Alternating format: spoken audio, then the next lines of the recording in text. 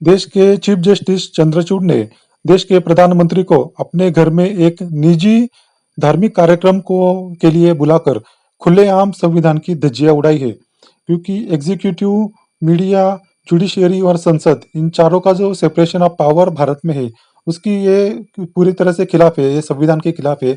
पत्रकार राजू परुलेकर ने भी लिखा है ट्विटर पर कि ये भारत का 9/11 मोमेंट है, जहां एग्जीक्यूटिव और जुडिशियरी ये दोनों पिलर जैसे कंट्रोल डिमोलिशन टेक्निक की तरह ये गिराए गए थे, वैसे ही ये भारत का पल है। प्रशांत भूषण ने भी लिखा है कि जजेस के कोड ऑफ कंडक्ट के ये पूरी तरह से खिलाफ है। ये जजेस को अपनी डिग्निटी और सेपरेशन मेंटेन करके रखना चाहिए। कुछ यूजर्स ने लिखा है कि फिर अब चीफ मिनिस्टर भी हाई कोर्ट के जजेस के कार्यक्रम में शामिल होंगे, डिस्ट्रिक्ट जजेस भी होंगे, फिर खुलेआम अभी जजेस को भी आईएएस आईपीएस की तरह धमकियां दी जाएगी। दूसरे एक यूजर ने ट्विटर पर लिखा है कि हम पहले से ही समझ गए थे कि संविधान और लोकतंत्र किस तरह से खतरे में है। चुनाव में भी खुलेआम धांधली हुई। कई संस्थाओं ने सबूतों के साथ रिपोर्ट पेश किया, लेकिन चंद्रचूड़ साहब ने स्वयं संज्ञान नहीं लिया। ईवीएम को बैन नहीं किया, इलेक्टोरल बॉन्ड को खुद असंवैधानिक घोषित किया, लेकिन उसके ऊपर जांच नहीं करवाई। और जो देश में आए दिन गोरक्षा के नाम पर मुसलमानों के ऊपर अत्याचार हो रहे, उस पर कभी संज्ञान नहीं लिया। तो प्रशांत भूषण ने भी आगे लिखा है कि इससे फंडामेंटल राइट्स जो है सिटीजन का, इसको वायलेट हो रहा है। या आप कॉन्स्टिट्यूशन की शपथ लेकर एक देश के साथ एक जारी कर रहे हैं, ऐसा भी लोगों का कहना है। इसके ऊपर अभी बहुत बड़ा बवाल मच गया है। हर तरफ से चीफ जस्टिस के ऊपर लोग टीका कर रहे हैं कि इनका ये गलत हो रहा है।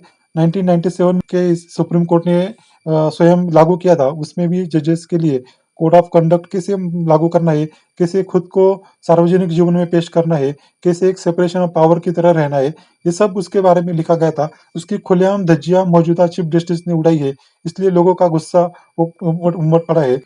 शिवसेना के सांसद संजय राउत ने भी लिखा है कि घर के चिराग से ही संविधान को आग लगी है। ईवीएम को क्लीन चिट मिली। महाराष्ट्र में संविधान के चलते जो महाराष्ट्र संविधान विरोधी सरकार चल रही है, उसके ऊपर तारीख पे तारीख 3 साल से चल रही है, उस पर नतीजा नहीं आ रहा है। पश्चिम बंगाल बलात्कार मामले में सू मोटो हुआ, लेकिन महाराष्ट्र मामले रेप कांड में कुछ जिक्र नहीं है। दिल्ली मुख्यमंत्री केजरीवाल के ऊपर बेल पे तारीख चल रही है। ये सब क्या हो रहा है, ये क्रोनोलॉजी समझिए। इसके ऊपर टारगेट होने के बाद फौरन बेंच जो सुनवाई कर रही थी, उसने केजरीवाल को दूसरे ही दिन जमानत दे दी है। ये भी इत्तेफाक की बात नहीं है।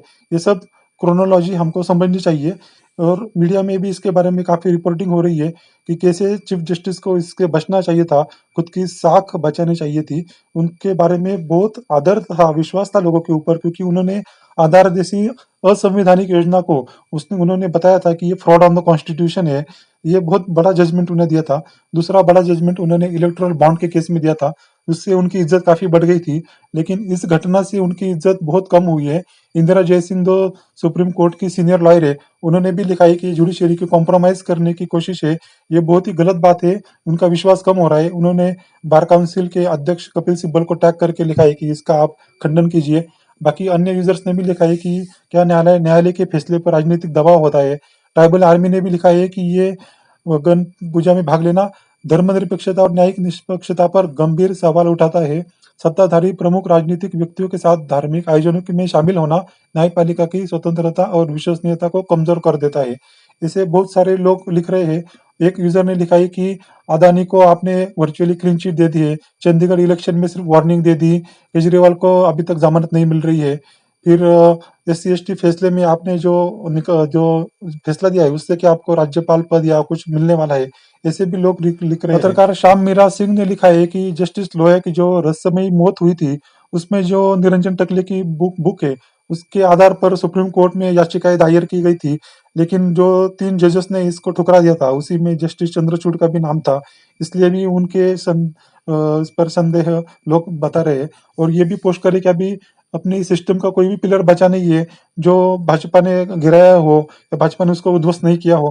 पूरी तरह से देश की सभी संवैधानिक संस्थाएं को कैसे बर्बाद करके रखा है ये मौजूदा सरकार ने, इसके बारे में लिखा है। 2018 में भी मोदी ने सुप्रीम कोर्ट के कार्यक्रम में हिस्सा लिया था, और तब कोर्ट नंबर 1 में अचानक जाकर वहां पर चीफ जस्टिस तत्कालीन रंजन गोगोई के साथ मिलकर खाना खाया था, उनसे मिलकर बात की थी।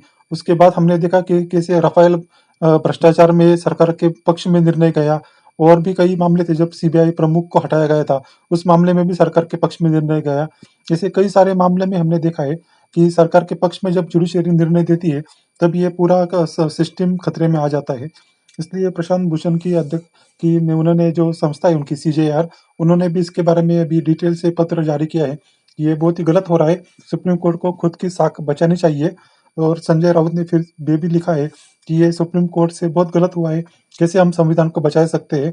और उन्होंने जब पहले भी 2 महीने पहले 1 महीने पहले इसके बारे में आवाज उठाई थी, उसके बाद चीफ जस्टिस ने बेंच बदली थी और तब मनीष सिसोदिया को बेल मिली थी। ये भी गौर करने वाली बात है, ये क्रोनोलॉजी हमको समझनी चाहिए। ऐसे ही सिसोदिया को बेल नहीं मिली थी, तो चीफ जस्टिस को मालूम था कौन सी बेंच बदलने के बाद उनको बेल मिलेगी। ये सब कैसे पर्दे के पीछे खेल खेला जा रहा है, ये हमको समझना होगा। तो इतिहास में हमने देखा है कि 2018 में ही सुप्रीम कोर्ट के 4 वरिष्ठ जजों ने एक ऐतिहासिक प्रेस कॉन्फ्रेंस करके बताया था कि भारत की न्याय व्यवस्था खतरे में है। जो तत्कालीन मास्टर ऑफ द रोस्टर जो है चीफ जस्टिस थे दीपक मिश्रा, उनके खिलाफ ये प्रेस कॉन्फ्रेंस थी। ये बहुत ही ऐतिहासिक प्रेस कॉन्फ्रेंस थी जिसको पूरे दुनिया में रिपोर्ट हो गया था। इसके बाद भी कुछ फंडामेंटल चेंजेस नहीं हुए। मास्टर ऑफ द रोस्टर की वहां से हमने और एक रिपोर्ट देखी है कि कैसे कोई एक चुनिंदा जजेस को ही केसेस कई महीनों से जा रहे हैं। ये भी रिपोर्ट सामने आई है। तो ऐसी बहुत सारी चीजें सामने आई है जिससे चंद्रचूड़ साहब की साख खतरे में है। उनको अपनी साख बचानी चाहिए, जुडिशरी को बचाना उनका कर्तव्य है। और एग्जीक्यूटिव को टास्क पे लाना और सरकार की गलतियों को दुरुस्त करना उनका काम है। लेकिन वो खुद ही अगर ऐसे इन्वॉल्व हो रहे हैं उसमें, जो सेपरेशन ऑफ पावर को मिटा रहे हैं, तो फिर देश की जनता किसके पास देखेगी। आपको इस सब के बारे में क्या लगता है? क्या देश की न्याय व्यवस्था आईसीयू में है? संविधान को कैसे बचाना चाहिए? देश को कैसे बताना चाहिए? इसके बारे में आपकी क्या राय है? कृपया कमेंट करके लिखिए और इस वीडियो को ज़्यादा से ज़्यादा शेयर कीजिए और चैनल को सब्सक्राइब कीजिए। धन्यवाद।